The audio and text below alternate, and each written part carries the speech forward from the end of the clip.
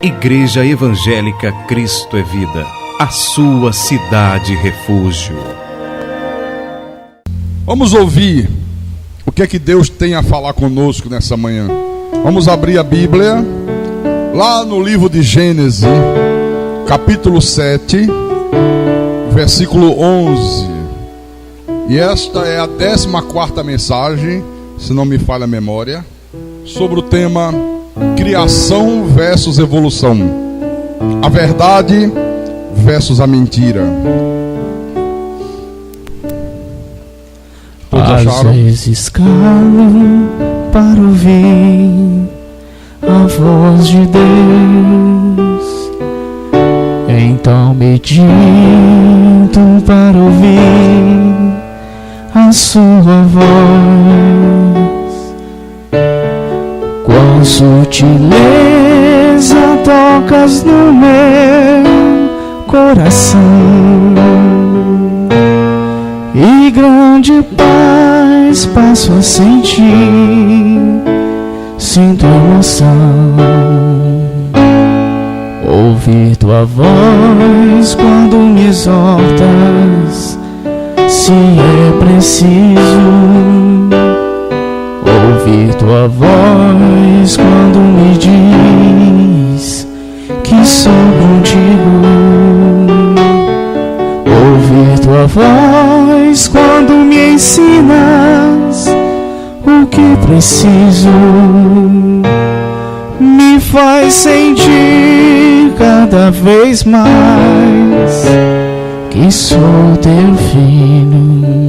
Então, Gênesis capítulo 7, versículo 11, diz assim o texto sagrado: no ano 600 da vida de Noé, aos 17 dias do segundo mês, nesse dia romperam-se todas as fontes do grande abismo, e as comportas dos céus se abriram, e houve copiosa chuva sobre a terra durante 40 dias e 40 noites. Vamos orar para que o Espírito Santo nos faça conhecer os desígnios predestinados de Deus. Oremos ao Senhor agora.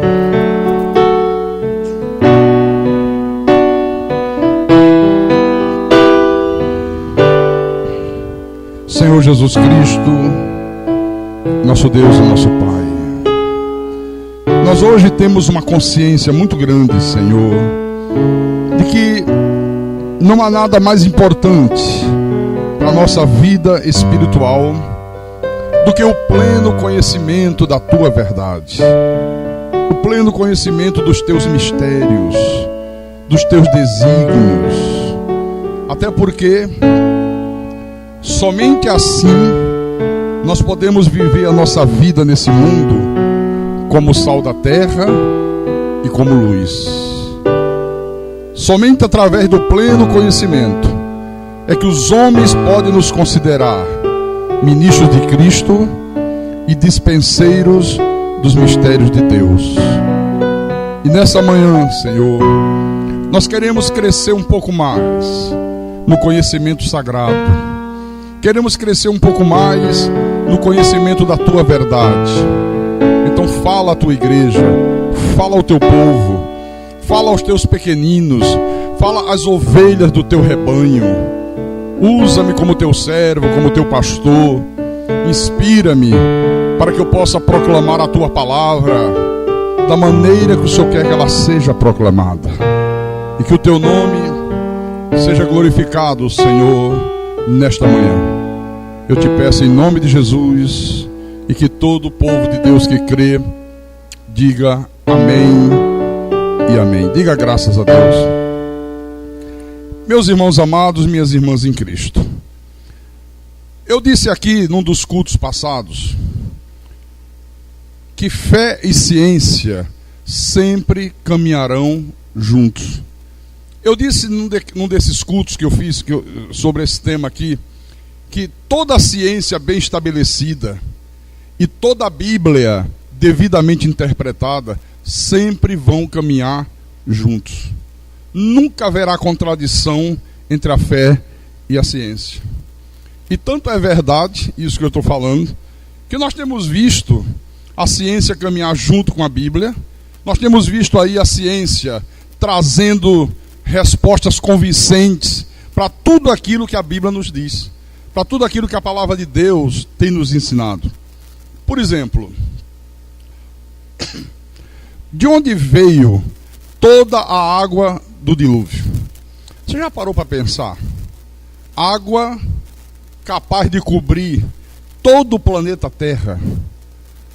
Água numa quantidade capaz de cobrir os mais altos montes da Terra. De onde veio essa água aqui? Já se apresentaram muitas explicações sobre esse fenômeno, mas todas elas foram descartadas devido à impossibilidade científica, né? Agora, existe uma teoria que tem sido muito aceita pela comunidade científica, amplamente aceita, digo eu, que é a teoria das hidroplacas.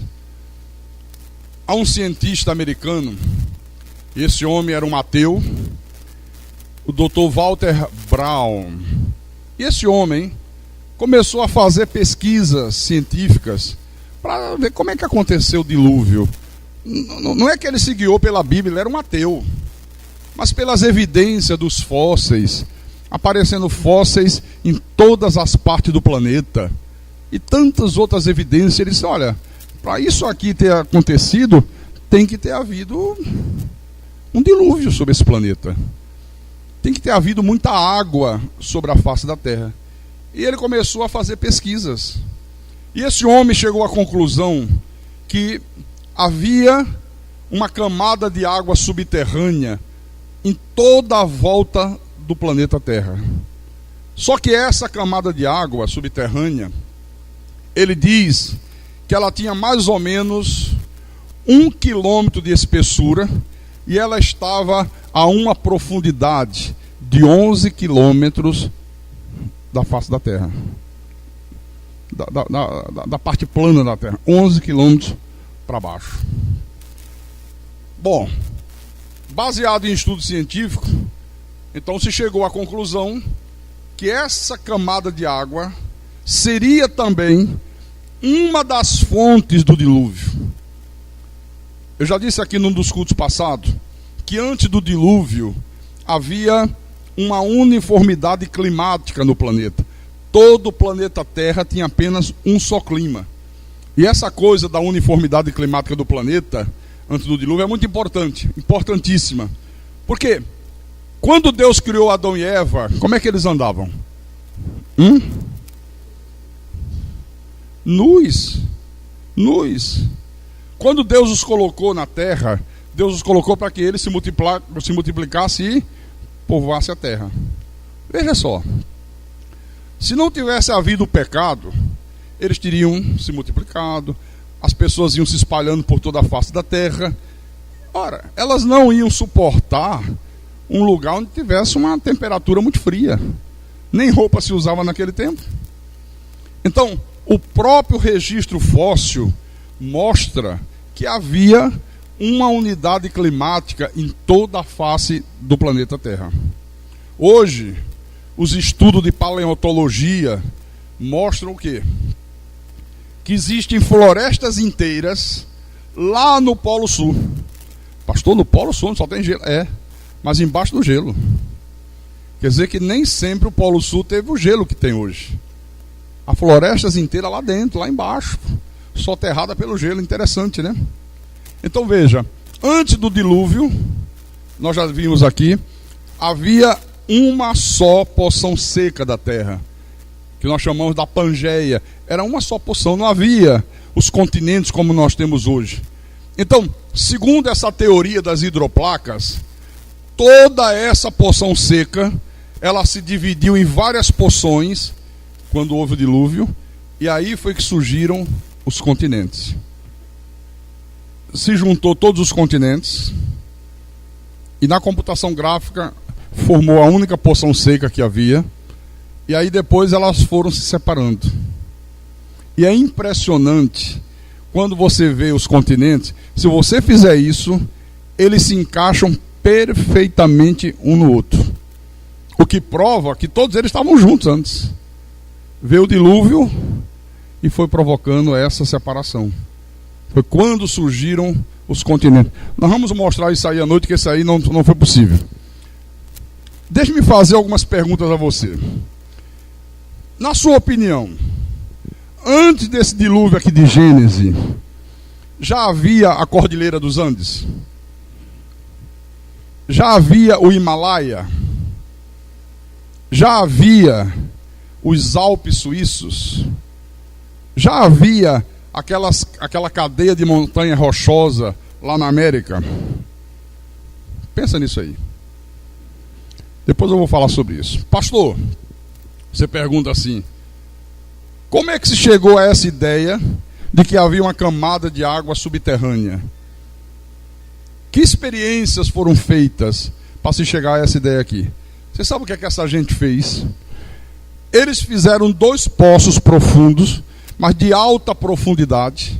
Só que não eram poços cacimba, não. Eram 2 poços de 30 milímetros, 30 centímetros de diâmetro, né? 2 poços. Um na Rússia e um outro na Alemanha, na Bavária. Então esse que foi feito lá em Kola, na Rússia, ele tinha uma profundidade de 12 quilômetros de profundidade. 12 quilômetros de profundidade. O que eles fizeram na Bavária tinha uma profundidade de 9 quilômetros. Qual era o objetivo? Eles queriam saber o que existia entre a camada de granito da Terra. Tem uma camada de granito, e depois vem a camada de basalto. E eles conseguiram chegar lá no basalto. Interessante é que, sabe o que é que essa gente descobriu quando fez essa perfuração? Olha, nunca ninguém tinha chegado tão profundamente na Terra como esses homens aqui chegaram. Nunca ninguém tinha experimentado fazer poços numa profundidade tão grande como essas aqui. Eles foram a uma profundidade que ninguém tinha ido antes. Agora, o maravilhoso, o espetacular nisso tudo é o que eles encontraram. Tanto no poço que eles cavaram na Rússia, como no poço que eles cavaram na Sibéria, eles encontraram água. Mas água salgada e numa temperatura extremamente elevada. E outra coisa, com um nível de salinidade, mas muito maior do que a água do mar. A concentração de sal que havia nessa água era muito maior do que a concentração de sal que há nos oceanos. A pergunta é: como é que essa água salgada chegou lá embaixo? Como é que essa água chegou a 12 quilômetros de profundidade, ali entre a camada de granito e a camada de basalto? Como é que chegou? Só tem uma explicação, irmãos. Essa água já foi criada por Deus ali. Por exemplo, abra a Bíblia em Gênesis capítulo 1. Gênesis capítulo 1, versículo 6 em diante.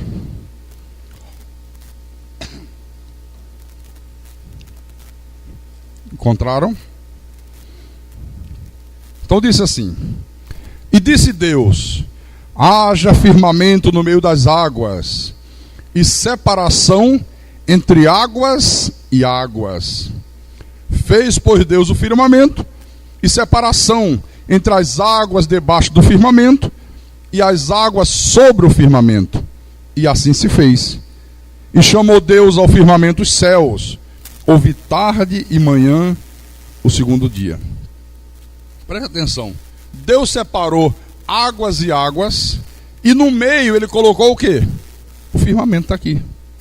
Então se tinha águas em cima e se tinha águas embaixo.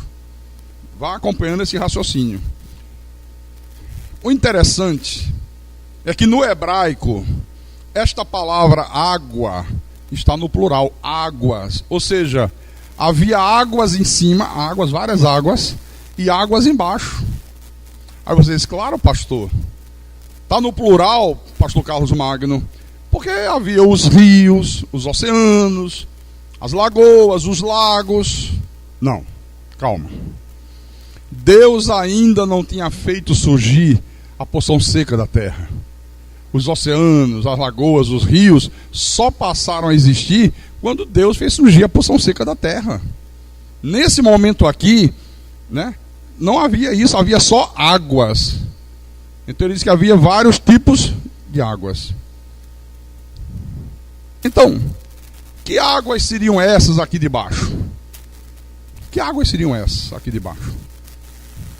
Quer dizer que isso significa, meus irmãos, que antes de Deus fazer surgir a porção seca da terra Pangeia, já havia águas submersas, já havia águas subterrâneas, já havia água na parte de baixo do planeta, que é o que defende o Dr. Walter Braun.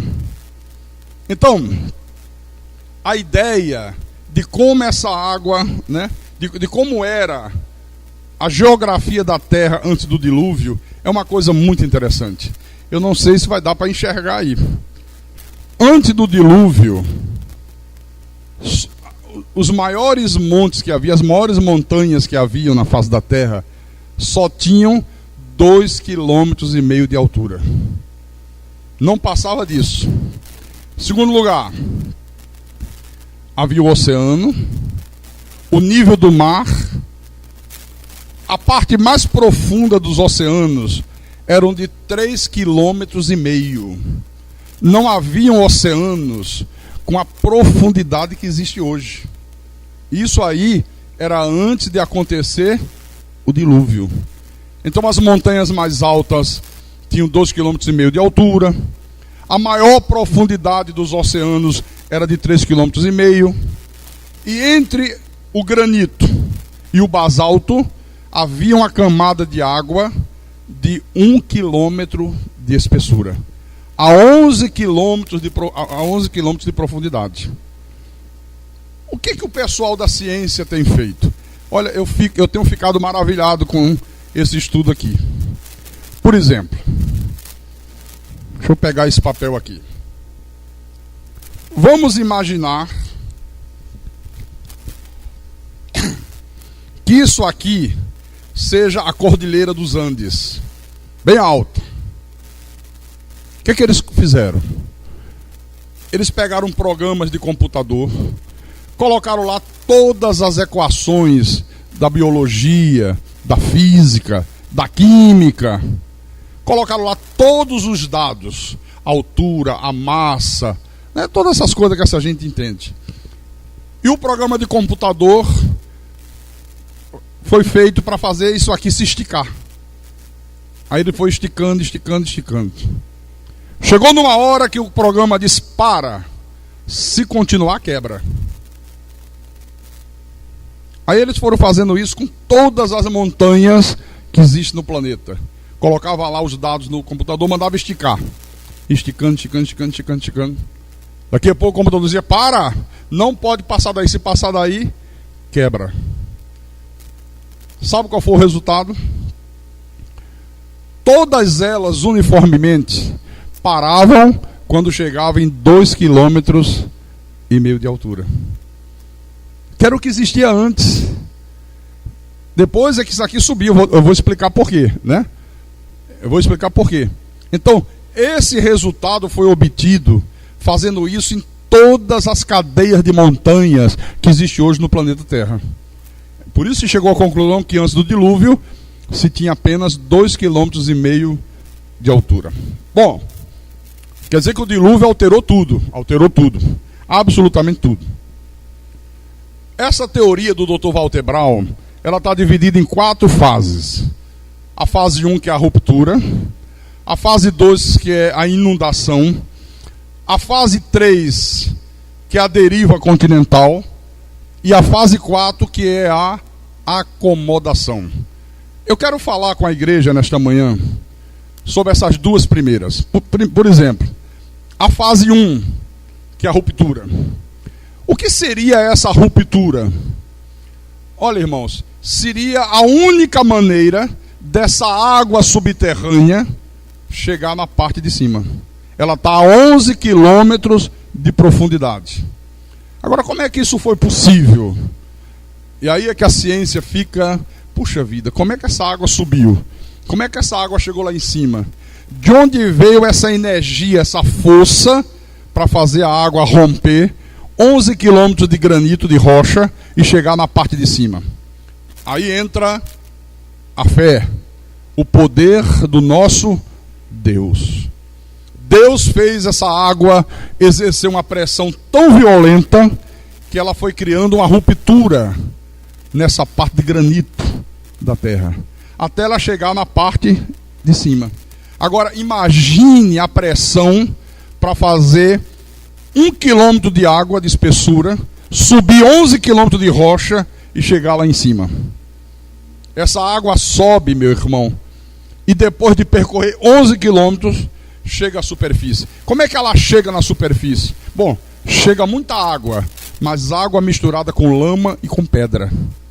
A força da água, você sabe que é tremenda, né? Ela sai arrancando barro, terra, granito, pedaço de pedra. Então, muita água caindo de cima, chuva, e muita água que sobe de baixo, mas água misturada com lama e pedra. Tudo caindo ao mesmo tempo.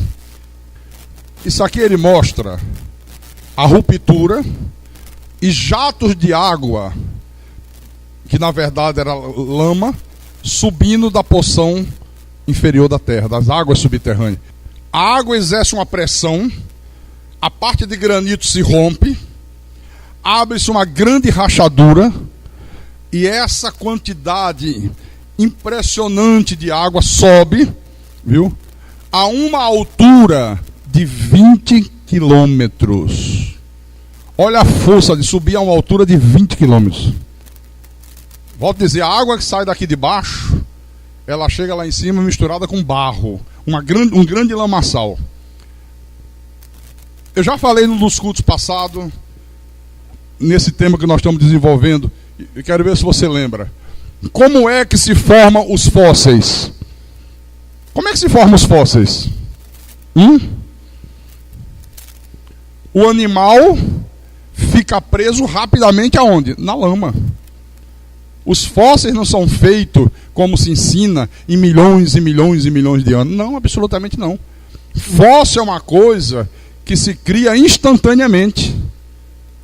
O animal está lá tranquilão, de repente a lama vem sobre ele, o soterra, ele morre por asfixia, e ali começa o processo de sedimentação e se forma um fóssil.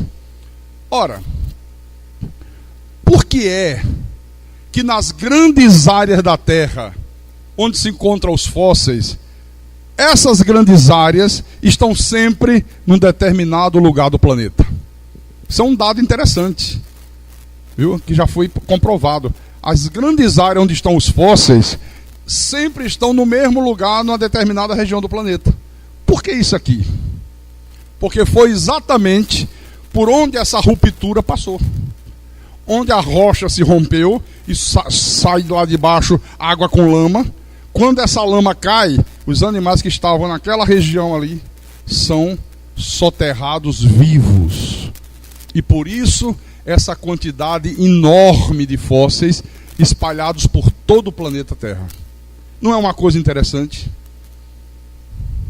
Irmãos, se fosse possível a gente ver, imagine uma cratera enorme se abrindo, e você olhando e saindo jatos de água misturado com lama e subindo a uma altura de 20 quilômetros.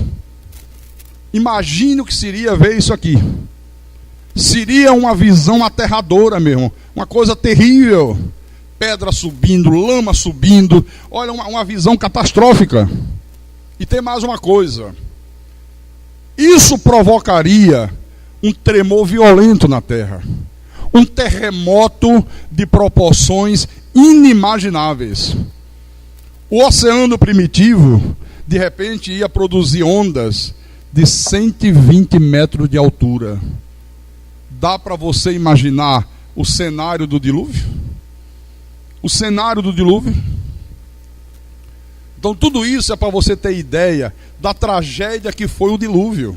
Outra coisa, A ciência já provou que essa rachadura que surgiu pela força dessa camada de água subterrânea, ela levou apenas 2 horas e 20 minutos para percorrer todo o planeta. Em 2 horas e 20 ela já tinha dado a volta no planeta inteiro. Por isso que o dilúvio foi universal. Agora tudo muito rápido. Olha, não dá tempo para nada.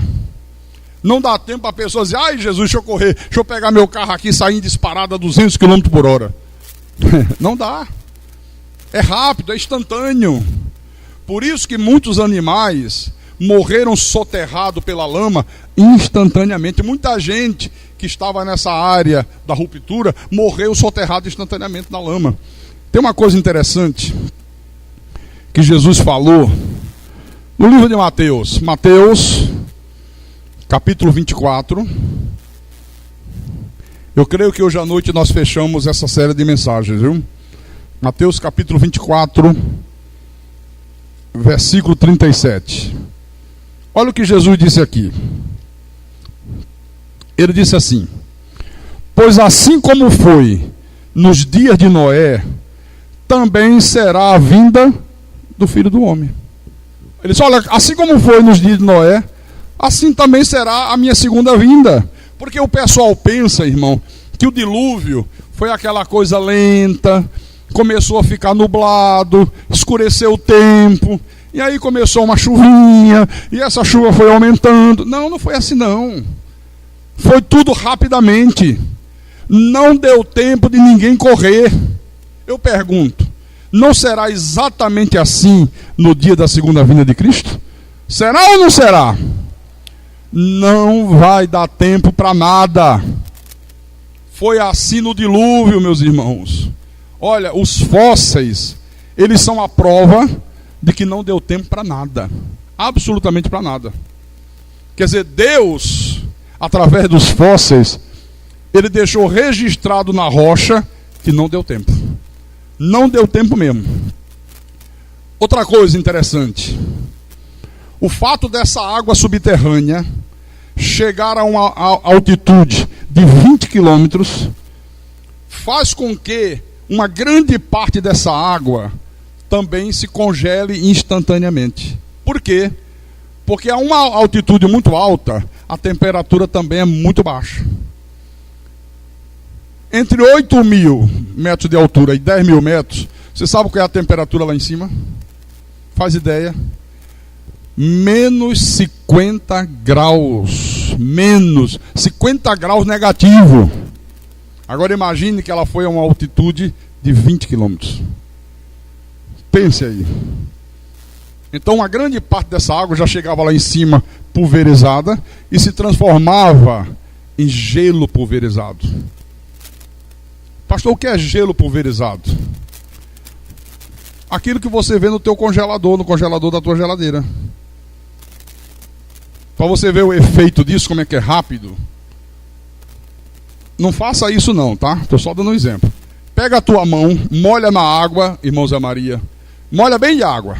E chega do lado do congelador e faz assim. Tch. Ela gruda na hora. Eu estou dizendo para não fazer, pode até arrancar a pele. É instantâneo. Então muita dessa água se transformou em gelo pulverizado. Por isso que alterou todo o sistema climático do planeta. Então o animal estava lá no campo pastando, né? O boi, a vaca, o elefante, o mamute, o rinoceronte. E de repente esses animais foram surpreendidos, literalmente soterrados por gelo. Toneladas e toneladas de gelo cobriram os animais. Eu mostrei aqui numa das mensagens anteriores, eu mostrei uma imagem que logo mais à noite a gente pode mostrar. Quantos animais foram encontrados soterrados no gelo e ainda com comida na boca? Foi encontrado mamutes na Sibéria, totalmente congelados, ainda com vegetal na boca. O que é que o animal, um mamute, estava fazendo na Sibéria, hein? Tá bom, morrer congelado na Sibéria, tudo certo. mas comendo comida tropical na Sibéria. Quer dizer que antes da Sibéria ser o que ela é hoje, gelo, ela tinha vegetação. O animal estava comendo e foi tão rápido que não deu tempo nem dele engolir o que estava na boca. Morreu com a comida na boca. Para você ter uma ideia como foi rápido isso aqui. Foi rápido, foi instantâneo. Amém? Bom, a segunda fase dessa teoria é a inundação. Quer dizer, essa água que saía debaixo da terra, juntamente com a água que vinha de cima, e tudo isso misturado com lama, causou a maior inundação que esse planeta já viu. Olha, irmãos, a inundação foi tão violenta que cobriu todo o planeta Terra em apenas 40 dias. Apenas 40 dias. Aí você imagina, né? Enquanto a água está subindo, essa água que estava lá no subterrâneo, à medida que ela sobe, ela tinha 1 quilômetro de espessura entre a parte de granito e a parte de basalto. Essa parte de granito desce, né? Essa parte de granito desce, ocupa o lugar da água. Olha como é que foi a coisa, viu? Toda a parte seca se movendo e ainda a chuva de cima caindo. Foi uma tragédia, irmãos. Foi uma coisa de terror, viu? Claro, para aqueles que não são de Deus, que não eram de Deus. E o que eu acho interessante é que Noé não fazia a mínima ideia que a coisa seria dessa maneira. Mas ele se preparou. Ele não sabia que a coisa ia ser tão terrível. Quer dizer que Noé foi um homem temente a Deus, foi um homem que pôs a mão na massa, foi um homem que fez tudo como Deus havia proposto para ele. Amém? Olha que coisa. Os irmãos de Noé não entraram na arca. As irmãs de Noé não entraram na arca. Os tios e as tias de Noé não entraram na arca. Os sobrinhos e as sobrinhas de Noé não entraram na arca. Os primos e as primas de Noé não entraram na arca. Só entrou na arca Noé e a sua família. Aí eu pergunto para você, meu irmão amado e minha irmã em Cristo, se o dilúvio fosse hoje, você entraria na arca? Se fosse hoje, no dia de hoje, você tem sido uma pessoa obediente a Deus? Faça um exame da tua vida. Aqueles que ficaram do lado de fora eram os que eram desobedientes a Deus. Eram aqueles que queriam levar a vida ao Deus dará. Eu pergunto, você tem sido obediente? Ou será que você está vivendo a tua vida espiritual como aquelas pessoas viviam antes das águas do dilúvio? Como é que você está vivendo a tua vida espiritual? Olha, Jesus falou algo interessante, né? Aqui mesmo em Mateus 24. Vamos lá. Vamos ler um pouquinho mais desse texto. Mateus capítulo 24, versículo 37 em diante. Pois assim como foi nos dias de Noé, também será a vinda do Filho do Homem, rápida, num piscar de olhos. Não vai dar tempo de correr, não vai dar tempo de dizer, Senhor, deixa eu me consertar hoje, me dê uma chance. É vapt e vupt. Versículo 38. Porquanto, assim como nos dias anteriores ao dilúvio, comiam e bebiam, casavam-se e davam-se em casamento, até o dia em que Noé entrou na arca. E não perceberam, olha que coisa, senão quando veio o dilúvio, e os levou a todos. Assim será também a vinda do Filho do Homem. A turma está aí, corre de um lado para outro, preocupado com bens materiais, preocupado em ganhar dinheiro, preocupado com lazer, preocupado em ter uma casa na praia, preocupado em ter uma casa no campo, preocupado em ter um diploma de faculdade na mão, preocupado com isso, preocupado com aquilo. Olha, era exatamente assim que as pessoas estavam vivendo no dia de Noé. E Noé dizia, olha, é necessário olhar para Deus. É necessário cuidar da vida espiritual. É necessário que vocês levem a sério. Ninguém dava a mínima. Que nada. É como hoje, né? Olha, é necessário frequentar a igreja. É necessário não faltar aos cultos. É necessário guardar o dia do Senhor, o dia de descanso. Quantos que ouvem e dizem, não é bem assim como o pastor está dizendo. Não, não é bem dessa forma aí. Pastor Carlos é muito radical. Eu não sou radical, eu sou bíblico. Eu sou bíblico, eu não sou radical. Às vezes, a pessoa vive uma vida dentro da igreja, fora da igreja, a vida é outra completamente diferente. Só vem à igreja para acalmar a sua consciência. Não, já fui domingo de manhã, estou bem com Deus. Para que voltar domingo à noite? Não, quarta-feira Deus entende, né? Tem quarta-feira que eu estou muito cansado. Quer dizer, só o pastor que não se cansa.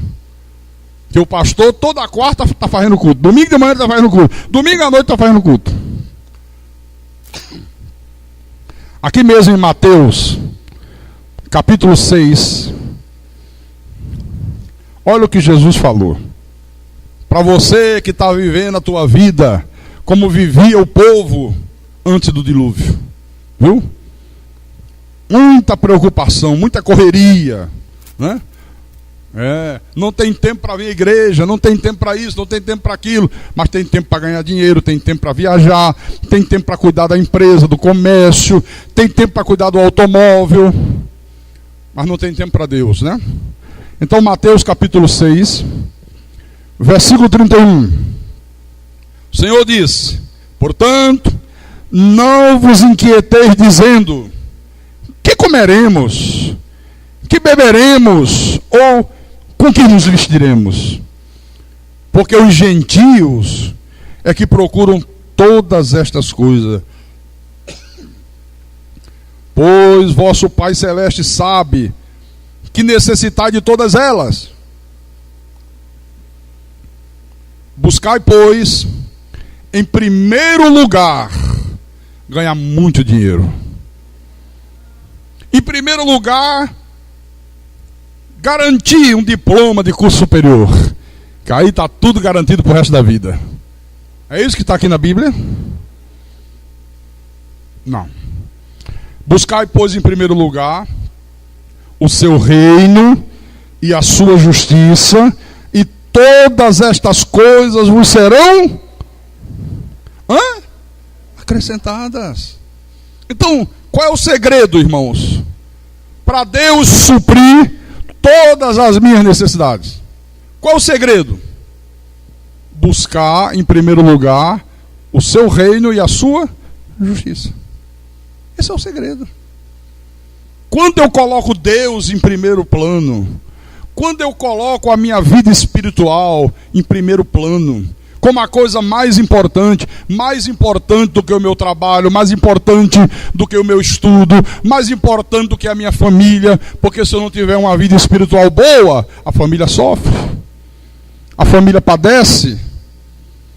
Quando eu coloco em primeiro lugar essas coisas, quando eu busco em primeiro lugar o reino de Deus e a sua justiça, tudo que eu necessito, Deus acrescenta à minha vida. Naturalmente. Diga graças a Deus por isso. Quantos que abrem a boca e dizem, eu sou um servo de Deus, mas na verdade é servo só no nome, porque nunca serve a Deus em nada. As pessoas não têm ideia do que seja servir a Deus. Eu sou servo de Deus, eu sou servo. Sim, e você serve a Deus em quê? Como é que você serve a Deus? Para servir tem que fazer alguma coisa. Senão não está servindo em nada, absolutamente nada. Ontem, estava eu e o Rodrigo aqui trabalhando. 2 dias que a gente trabalha mais do que todos os outros dias, né? Ontem era quase 00:30 e a gente trabalhando e não tínhamos ainda jantado, não foi? Aí ele ligou para o Habib's, como é o nome daquilo? Aquelas esfirrazinhas. Pediu 6 esfirras e 2 quibes. Foi a nossa janta, né? Mas quando foi cedo, eles, pastor, tem muita coisa. Tem muita coisa, precisamos preparar essas coisas para projetar. Eu disse, puxa vida, Rodrigo, está difícil. Eu digo, peraí. Aí ele disse assim, e se a gente pedisse a ajuda de alguém? Eu digo, ajuda de alguém? Eu digo, olha, você pode até tentar, mas eu acho que você não vai conseguir. Não, eu vou tentar. Aí ligou para um. Irmão, olha, dá para você dar uma chegada aqui para nos ajudar? Olha, porque senão não vai dar tempo de preparar, tá? Estamos precisando de uma pessoa para dar uma mãozinha. Aí ligou para um. Olha, é o seguinte, hoje não vai dar. Hoje eu estou com um dia atarefado. Aí ligou para o outro. Ah, não vai dar não que eu vou ter uma aula agora. Vou para a aula. Ligou para o outro. Não vai dar também porque eu estou aqui com uma visita em casa. Chegou um pessoal. Irmãos, não se conseguiu ninguém. Absolutamente ninguém. E as pessoas dizem que serve a Deus, né? Não, eu sou servo do Deus Altíssimo. O problema é que as pessoas querem servir sem que isso lhes cause qualquer sacrifício, sem que isso exija delas qualquer sacrifício. Às vezes você pede a pessoa assim, opa, dá para você dar uma ajudazinha aqui com a gente nisso aqui? Dá. Você pode vir agora? Não, eu posso ir quarta-feira à tarde. Porque aí eu já aproveito e fico pro culto. Entendeu? Não quer ter o sacrifício de vir num dia que não tem culto. Não, eu vou quarta-feira, porque eu já aproveito e já fico aí. Já vou ter que ir mesmo. Não, quarta-feira não dá, quarta-feira já não adianta, tem que ser antes.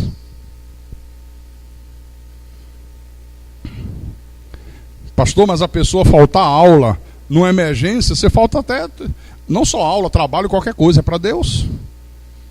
Nós temos um irmão aqui na igreja, que é um exemplo disso. Ériglis, o doutor Ériglis.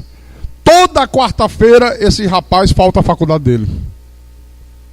Toda quarta ele falta a aula da faculdade. Para quê? Para estar aqui ministrando louvor na igreja. Quando o ano passado tinha o seminário, toda terça-feira ele faltava também, estava aqui, não é isso? Estou falando uma inverdade ou falando verdade? Não é isso que você tem feito, Ériglis? Há quantos anos você faz isso? Desde que ele chegou na igreja.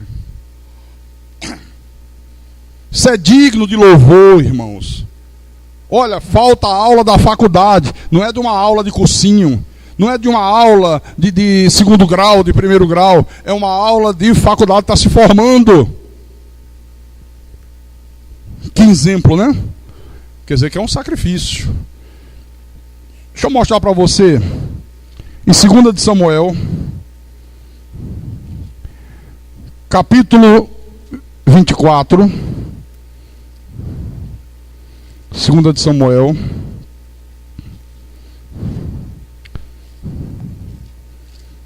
Lá no finalzinho.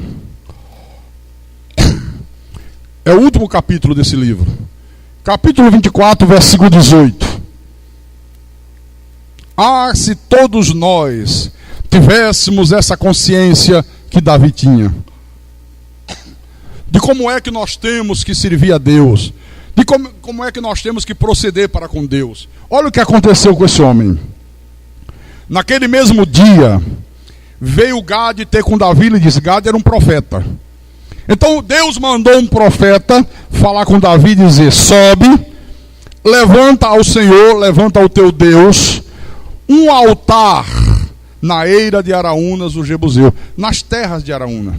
Olha, Araúna tem lá uma terra, ele tem lá um sítio, e Deus mandou, Davi, que você vá lá e erija um altar a Deus na terra de Araúna. Versículo 19.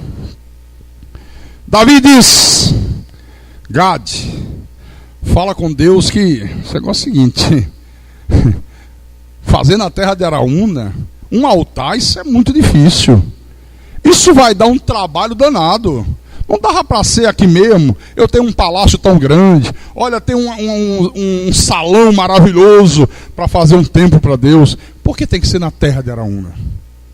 Não, ele não disse isso. Davi subiu, segundo a palavra de Gade, como o Senhor lhe havia ordenado. O que Noé fez? Noé fez tudo consoante Deus determinou. Faz uma arca. 300 côvados de comprimento, tantos côvados de largura, tantos côvados de altura, 3 pavimentos, assim, assim, assado, madeira de cipreste. Olha, rejunta a arca com betume para a água não entrar. Prepara. Eu disse aqui num dos cultos passados, o maior navio construído pelo homem, que teve dimensões maiores do que a arca, só foi construído há 150 anos atrás. Com toda a tecnologia de hoje, hein? Quer dizer, há 5.000 anos atrás, Noé já tinha construído uma embarcação tremenda, de tamanhos descomunais. Esse homem, Noé, não discutiu com Deus. Ele não disse: Senhor, isso é um exagero. Para que 300 côvados? Por que não 30? Já é um tamanho legal. 300, Noé. Não dá para ser só um andar? Não, quero 3. Quero 3 pavimentos. A madeira tem que ser madeira de cipreste. É muito cara essa madeira, Deus. É uma madeira resistente à água. Ela não apodrece nunca. Tem que ser madeira de cipreste. Não pode ser outra, Noé. Olha, ele não discutiu, ele fez tudo conforme Deus determinou. Olha, Davi. Veja os exemplos que a palavra de Deus nos dá. Bom, e ele foi lá para a terra de Araúna. Araúna olhou do alto e, vendo que o rei caminhava na direção das suas terras, saiu e se inclinou diante do rei com o rosto em terra. Foi saudar o rei. Era a maior autoridade. Não era como se um presidente da república chegasse na tua casa. Se alguém disser: olha, o presidente vem aí, vai na tua casa. Você corre, toma banho, bota a melhor roupa, se recebe ele da melhor maneira possível. E perguntou: por que veio o rei, meu senhor, ao seu servo? Por que você está vindo a mim? O que de tão importante há que você veio aqui falar comigo? Eu sou um simples servo. Para o rei vir na minha casa, tem que ser uma coisa muito importante. E Davi respondeu: para comprar de ti esta eira, para comprar de você essa terra, para comprar de você esse sítio aí, a fim de edificar nela um altar ao Senhor, para que cesse a praga de sobre o povo. Então disse Araúna a Davi: tome e ofereça o rei meu senhor o que bem me parecer. Eis aí os bois para o holocausto, e os trilhos, e a apeiragem dos bois para a lenha. Tudo isto, ó rei, Araúna oferece ao rei. E ajuntou: que o Senhor teu Deus te seja propício. Olha que coisa boa. Araúna disse: tranquilo, Davi, fica tranquilo. Não precisa comprar nada. Eu dou, vou fazer uma doação. Pode usar a terra é tua. E não apenas a terra, mas tudo que for necessário para construir o altar, e até os animais de sacrifício eu te dou. Está aí tudo nas tuas mãos. E que Deus te abençoe, e que Deus faça coisas grandes na tua vida.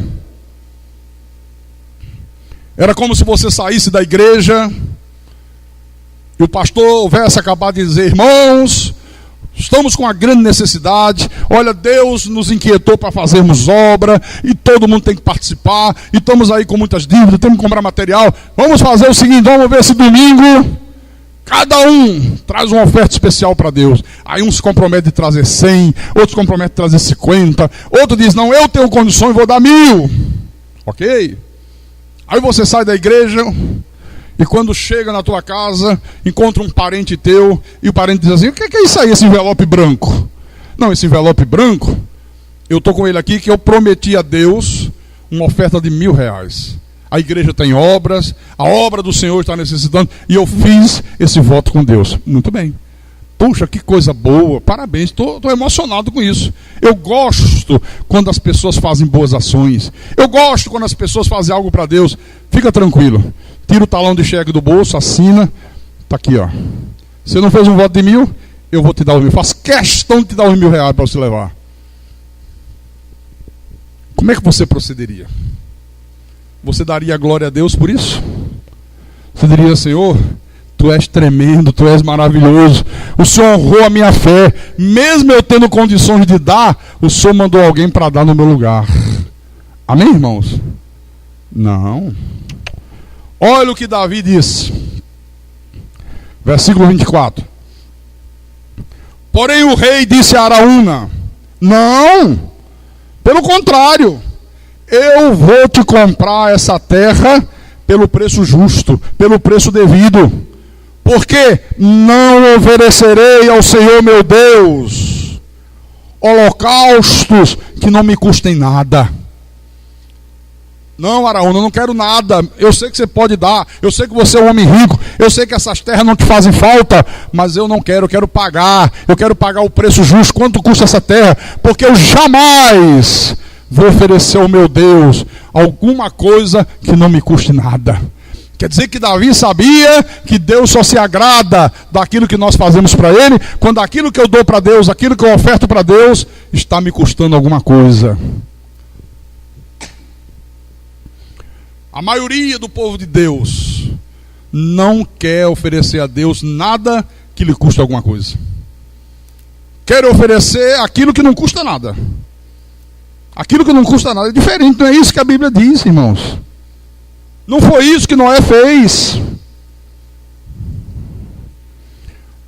Olha, nós estamos aqui construindo a nossa arca. Cultos quarta-feira à noite, cultos domingo de manhã, daqui a pouco vamos a casa, voltamos para o culto da noite, clube do CD, para você crescer no conhecimento de Deus, bom samaritano, para ajudar as pessoas necessitadas, obras no templo, evangelismo, programa de rádio. Estamos construindo a arca.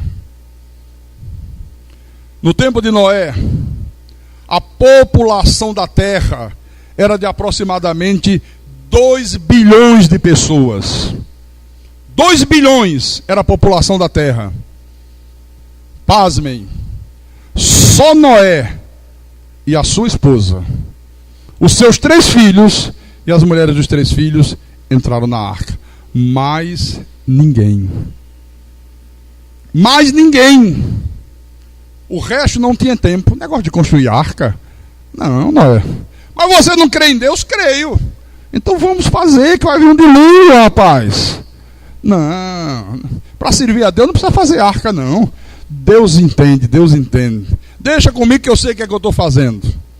Já ouviu pessoas falarem a mesma coisa?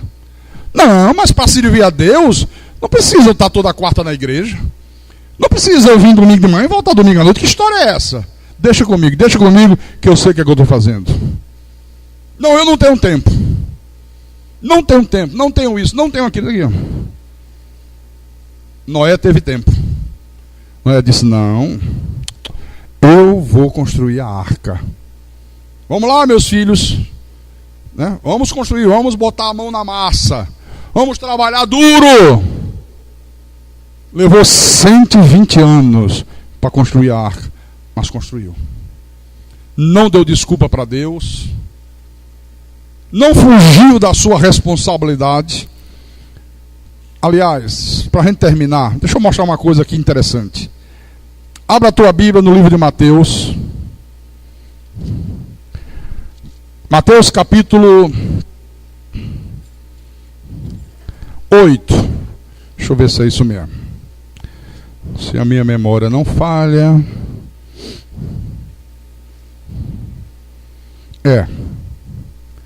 Mateus capítulo 8, versículo 18 em diante. Capítulo 8, versículo 18.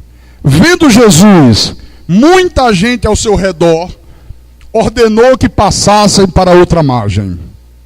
Então, aproximando-se dele um escriba, disse-lhe: Mestre, seguir-te-ei para onde quer que fores. Que coisa maravilhosa, né? Senhor, eu vou te seguir aonde for necessário. Pode precisar eu ir para Conchinchina, eu vou te servir na Conchinchina.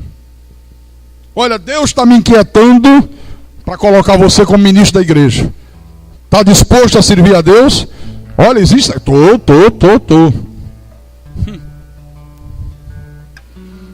Olha o que é que Jesus disse no versículo 20. Mas Jesus lhe respondeu: as raposas têm seus covis, e as aves do céu ninham, mas o Filho do Homem não tem onde reclinar a cabeça. Olha o recado que Jesus disse: olha, servir a Deus exige sacrifício. Muito sacrifício. O Filho do Homem não tem onde reclinar a cabeça. Eu não tenho um lugar certo. Eu não tenho uma casa para morar. Eu vivo por aí. Não pense você que me servir vai ter já uma casa preparada. Olha, pastor, você quer me servir? Quero. Então, quando você chegar no estado de Fortaleza, quando você chegar na cidade de Fortaleza, já tem um apartamento reservado no hotel 5 estrelas na praia do Náutico. Aí é muito bom, né? Olha, pastor, quando você chegar no aeroporto, já tem uma Pajero 0 km com ar-condicionado e vidros à prova de bala.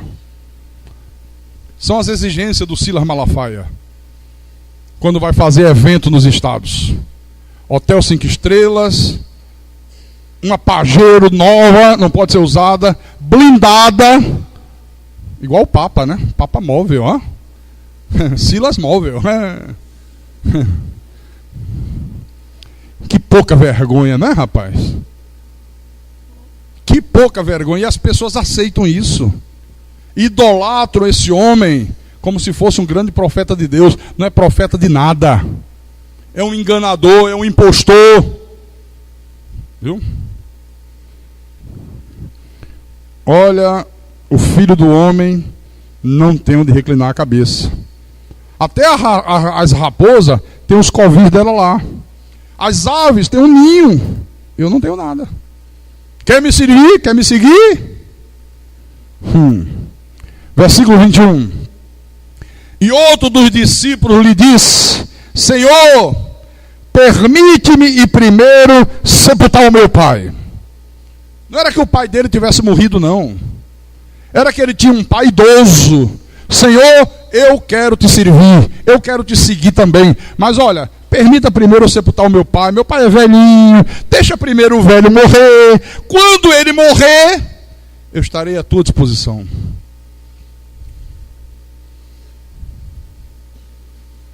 Senhor, eu quero te servir. Deixa primeiro eu me aposentar. Né, irmã Zé Maria? Quando eu estiver aposentado, estou com o dia vago. Um único trabalho vai ser ficar contando as estrelas. Aí eu tenho tempo para te servir. Aí eu vou te servir. Agora fica difícil, Deus. Eu trabalho, depois do trabalho e a igreja fazer alguma coisa, fica difícil. Replicou-lhe, porém, Jesus: segue-me e deixa aos mortos o sepultar os seus próprios mortos. Ele disse: não, você vem. Deixa os incrédulos da tua casa cuidar do teu pai. Isso é função para eles. A tua função é outra. Você nasceu de novo. Você tem o meu espírito. A tua visão não pode mais ser essa visão que você tem agora. Deixa lá para a turma que não quer saber de Deus, não quer saber de igreja, não quer saber de Bíblia. Deixa que eles sepultem, eles tomem conta. Você vem e segue-me. Deus quer prioridade, irmãos. Deus não quer desculpas. Deus quer servos. Servos. O povo diante do dilúvio era assim. Noé dizia: olha, Deus mandou fazer uma arca. Vai chover. O que é chuva, Noé? Não sei. Como é que vai chover? Não, porque Deus falou que vai chover. Negócio de construir arca, rapaz. Vocês não creem em Deus não, bando de incrédulo? Cremos. Claro que nós cremos. Mas para crer em Deus, não precisa ir à igreja. Já ouviu gente falar isso? Não, eu sirvo a Deus aqui na minha casa mesmo. Aqui mesmo eu faço as minhas orações. Mentira, faz oração de nada. Eu leio a minha Bíblia. Sabe? Eu sirvo a Deus ao meu modo. Não, não é o teu modo, é o modo dele. É para servir ao modo de Deus. Não é? Seguinte. Estou muito ocupado, tenho muitos afazeres. Eu tenho uma família grande para cuidar. Eu tenho um comércio ali que eu não posso sair nem um minuto dele. Quando eu tiver com a minha vida edificada, eu vou ajudar você a fazer arca. Bom. Passaram-se 120 anos. Ninguém apareceu para ajudar Noé. De repente, meu irmão, um dia, chuva caindo de cima. A terra tremendo, terremoto, a rocha se fendendo, água jorrando a 20 quilômetros de altura, lama e pedra. E a turma diz: Deus, o que é isso? Já parou soterrado na lama. Deu nem para completar a frase. Será assim no dia que Jesus voltar.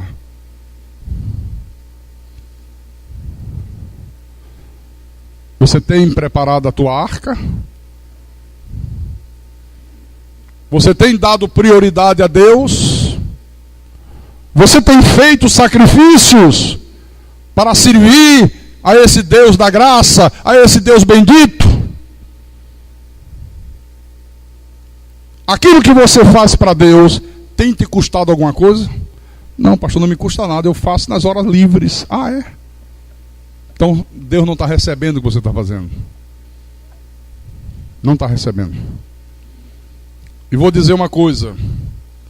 Olha, meu irmão, se você é assim, relaxado, negligente, desplicente,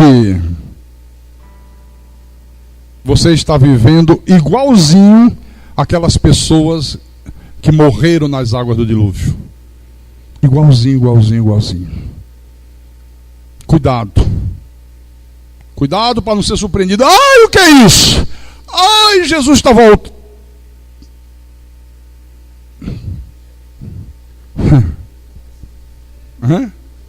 Virou fóssil.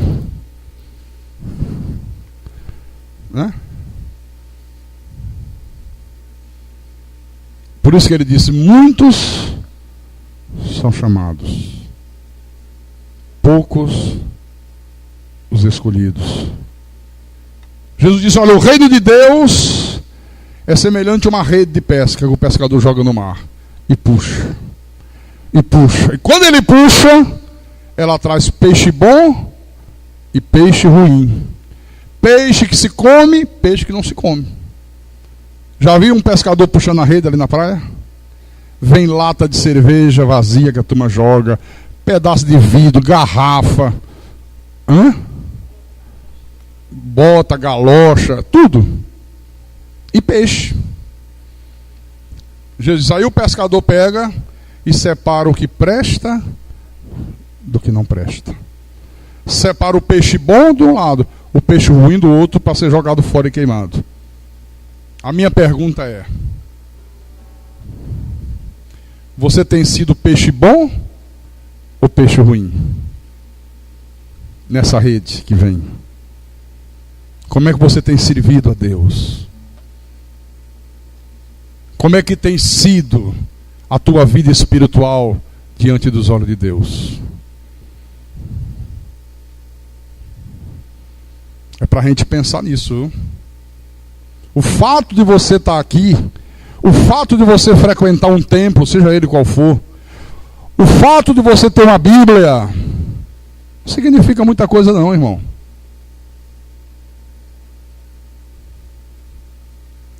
Deus, Ele quer obediência. Deus quer obediência. Deus quer atitudes. Pense nisso. E quem tem ouvidos para ouvir, que ouça o que o Espírito falou à igreja nesta manhã, em nome de Jesus Cristo, para a glória do Deus bendito. Aleluia.